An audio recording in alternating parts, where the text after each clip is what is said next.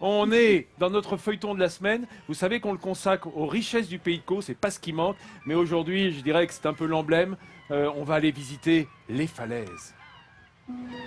En Haute-Normandie, la côte d'Albâtre est réputée pour la beauté et l'immensité de ses falaises de 120 km de long. Elles font le charme du Pays de Caux et la fierté des Normands. Pourtant, un phénomène naturel force la population à s'adapter jour après jour depuis des décennies, l'érosion des falaises. Alors, comment la vie s'organise-t-elle ici? Comment les Cauchois vivent-ils face à cette évolution de leur environnement? Baptiste connaît bien ce problème puisqu'il est géologue. L'érosion des falaises n'est pas un phénomène nouveau. En témoigne la présence sur la plage de ces anciens blocos de la Seconde Guerre mondiale. Ce blocos de la Deuxième Guerre mondiale est un bon exemple. Quand il a été construit, on va dire en 1940, il était situé au sommet de la falaise. Aujourd'hui, 2015, il est situé sur l'estran. Donc vraiment, on a reculé d'à peu près, je dirais, 25-30 mètres en 60 ans, 70 ans. Donc c'est vraiment un processus qui est continu dans le temps. C'est vraiment ce travail de sable de la mer dès le pied de falaise.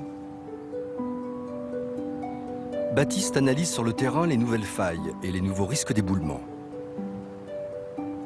L'érosion progresse selon les endroits de 10 à 30 cm par an. Elle est inévitable, l'intervention de l'homme ne pourrait rien y changer. Les nombreux habitants le savent et prennent leurs précautions lors de leurs promenades sur l'estran ou lors de sorties de pêche à pied. C'est bien indiqué à l'entrée des roches, il ne faut pas se promener juste à côté des risques d'éboulement, puisque ça peut débouler de beaucoup, en grande masse dans certains cas. Dernièrement, un éboulement a entraîné un glissement de terrain et a condamné des habitations. Entre Dieppe et Pourville-sur-Mer, c'est maintenant une route départementale et un stade d'athlétisme qui pourraient être menacés. C'est toute une population qui voit petit à petit son quotidien changer.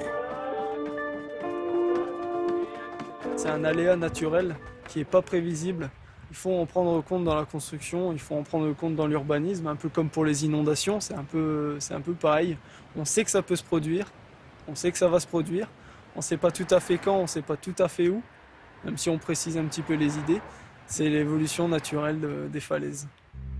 Sur le stade d'athlétisme de Dieppe, où s'entraînent les plus grands athlètes de Normandie, la situation semble compliquée. Le glissement de terrain de l'autre côté de la route risque d'empêcher la pratique de tout sport dans cette enceinte. Le club d'athlétisme passe sans doute actuellement ses dernières années dans ce stade. C'est parti. Cette situation géographique, forcément, la proximité de la mer est délicate. Nous, on pense qu'on peut faire évoluer ces installations, ou en tout cas les conserver, parce que c'est important pour nous. Si cette installation disparaît, l'idéal pour nous, c'est de retrouver une piste, bien sûr. Une structure comme ça qui disparaît, c'est aussi notre club qui disparaît, c'est évident. Le rêve, ce serait que la nature nous épargne et qu'on puisse continuer nos activités sur ce site magnifique. Car malgré leur érosion inéluctable, les falaises feront toujours la renommée et la beauté de ces paysages de Haute-Normandie.